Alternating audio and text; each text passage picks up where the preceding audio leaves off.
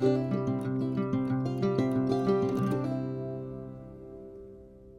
evening, everybody. It's Brian of Brian's Budget Bonsai, and I wanted to let you know that, well, today is going to be a little bit of kind of a confession. I messed up after a week and a half, 2 weeks of almost constant rain. I turned off my sprinkler system in my little shade tent here, because no sense paying for the water if it's coming out of the sky for free. Well, I went away this weekend for a 4-day weekend, and I forgot to turn it back on when there was no rain predicted. And there were some casualties. Altogether, though, things didn't turn out too bad.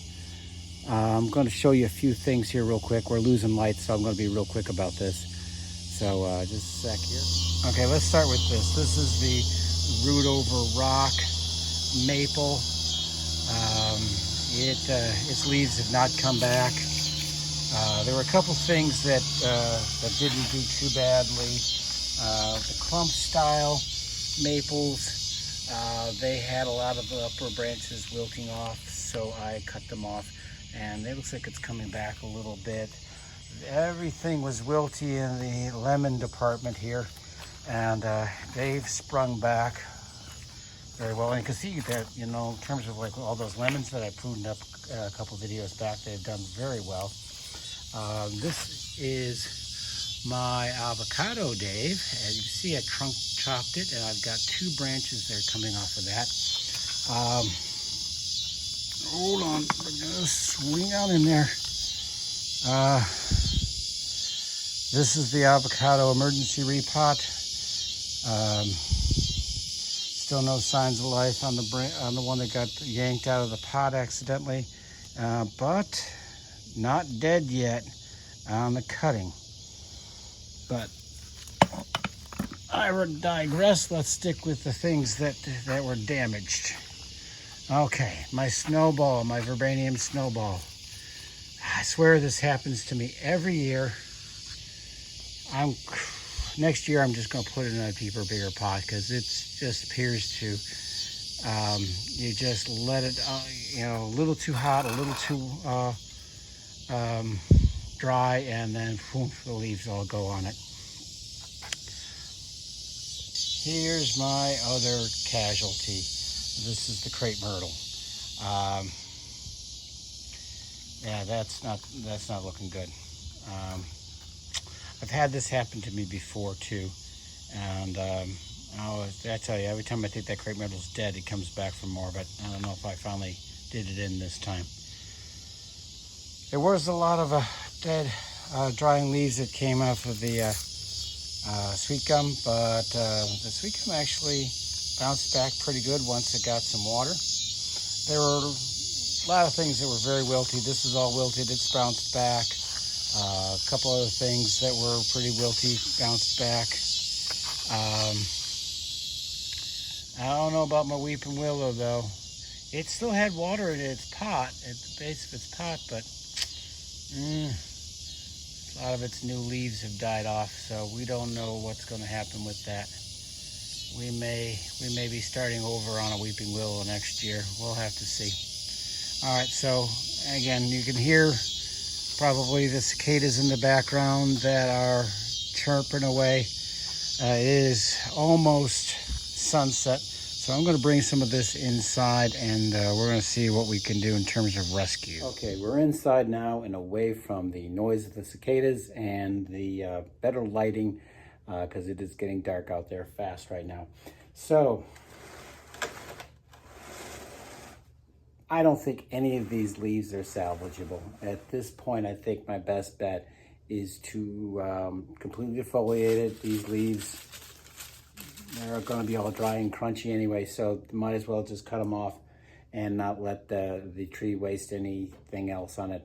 What we're going to try to do is try to encourage the tree to put out some new growth. This is kind of late in the season. Hopefully we'll get some growth, so it gets a little bit more energy before fall comes. Good thing is that around here, fall doesn't happen until like late November, early December. I'm raking leaves 2 weeks before Christmas. So I'm hoping with the longer growing season, we might get another flush of growth out of this before the end of the year. Hopefully it's got enough reserves to make it through the winter and then put out new growth in the spring. This was definitely a mistake on my part. Again, would have taken literally a second to flip that sprinkler system back on, but I was so in the mindset of everything is wet.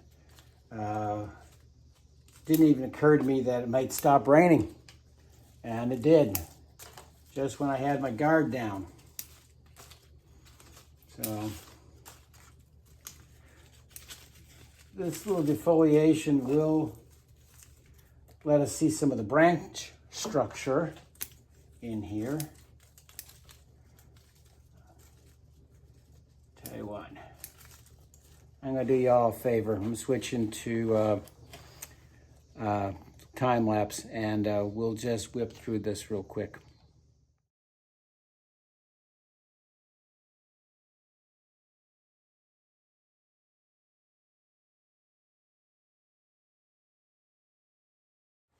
Okay, so now you can see the branch structure we have here, and I'm going to bring it in a little bit closer.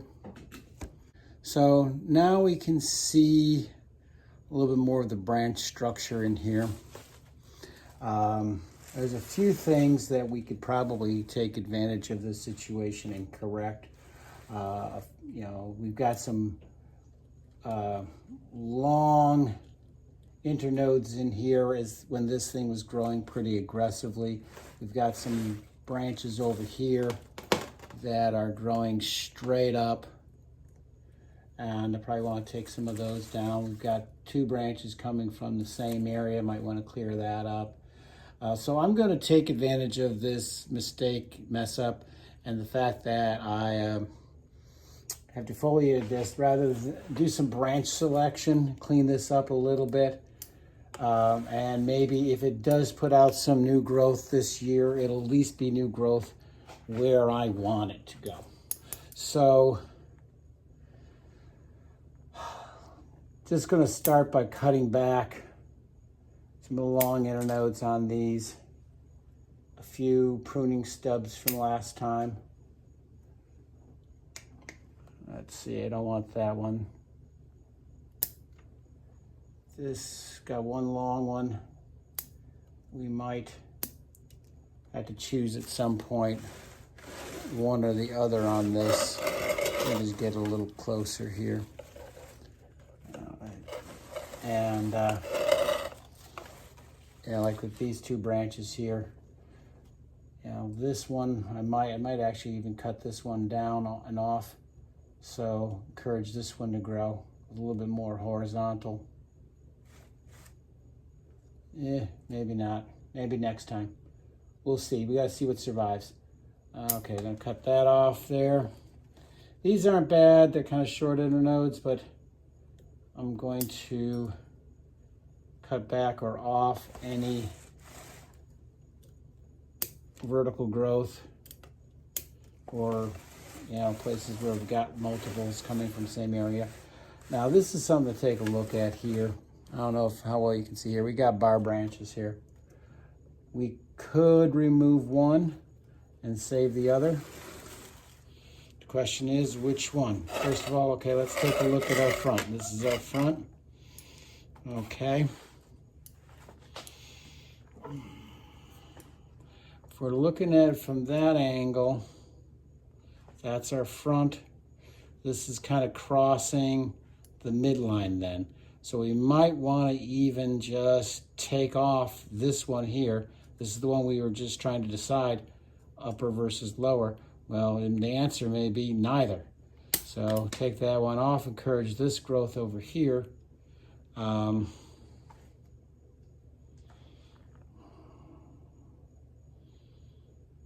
see, what else are we going to work on here? I may even want to bring down the height of the tree while I'm at it.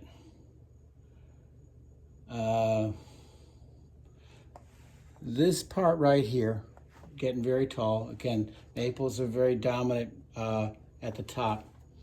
So it may not be sufficient just to cut back these. You see all these internodes are really long. This is really straight. We've got a chance to create some taper in this direction. Fortunately, it's not really growing. You've got this is the primary branch. If this is the front, it's again, we're still kind of growing away from that area there. I think I'm going to take off at least this one. And I guess we've got a chance to redirect a little bit.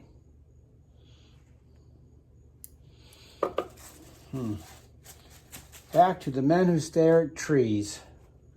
This one's an easy answer on that one. Question is, what do we want to do with the apex? Hold on, time to mess with this. The question becomes, what do we take away and what do we save? So again, we're getting some taper from here to here with some movement. You got nice movement, but really you don't have much in the way of taper all the way through here, almost the same thickness. We can say, okay, well, we're going to just take this part off.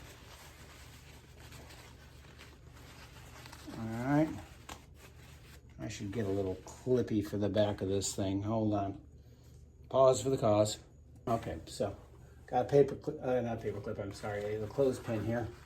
And I'm just going to go like that.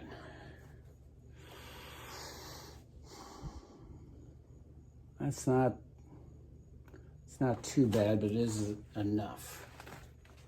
All right, now let's try, see if we cut it back to here.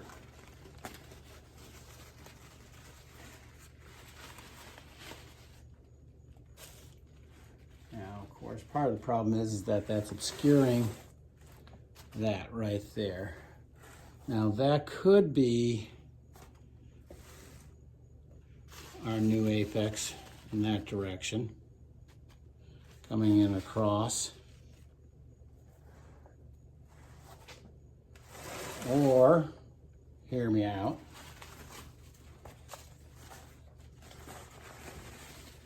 we take this down to here.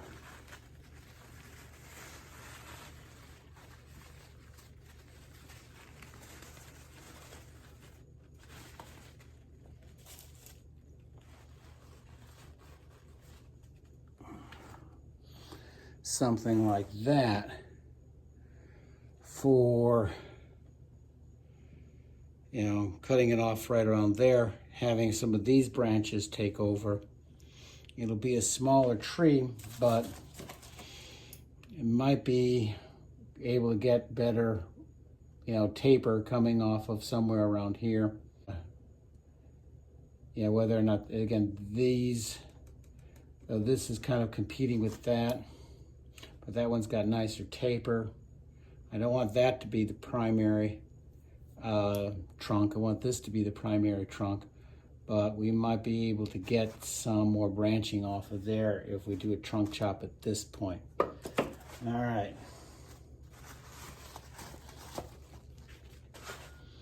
Now that's back to where it was originally there. Some of you guys may have an opinion on the matter. Some of you guys may even feel as though this isn't a good front. I particularly like this front. It's got a nice spread of the roots. Got 3 roots, major roots coming on this one. However, on this side, we've only got the 1. It does a fairly good job of gripping the rock, but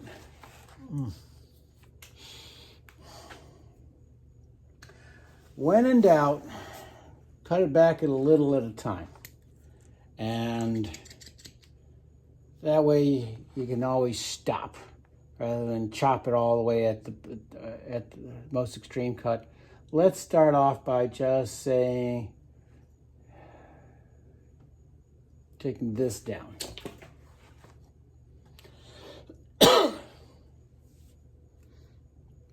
All right, now that leaves us with this long internode here, 2 branches there, but then long internode there again.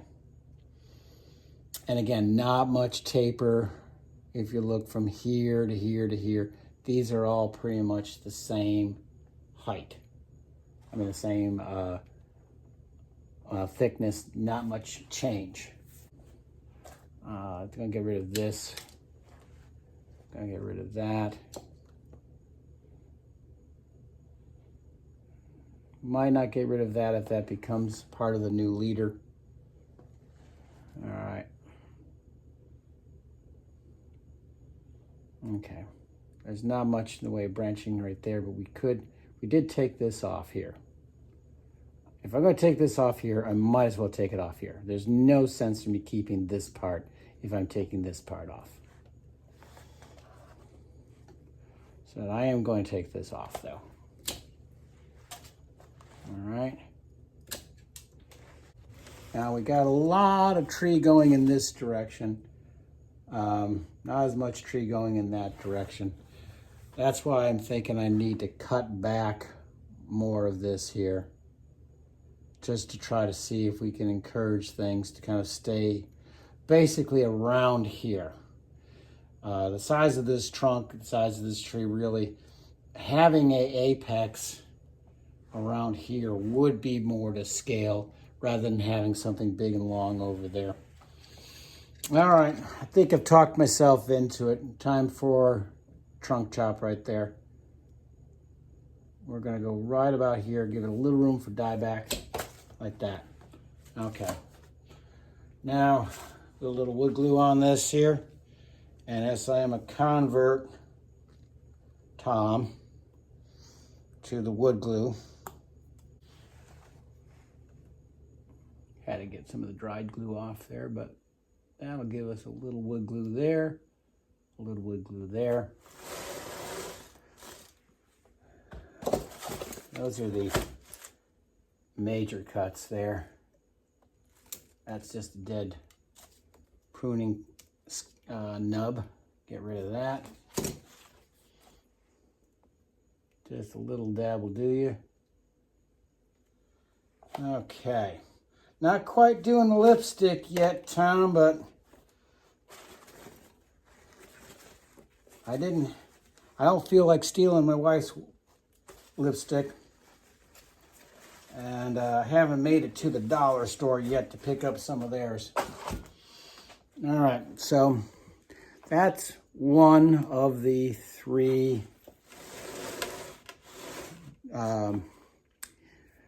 lack of watering damage trees that I have here.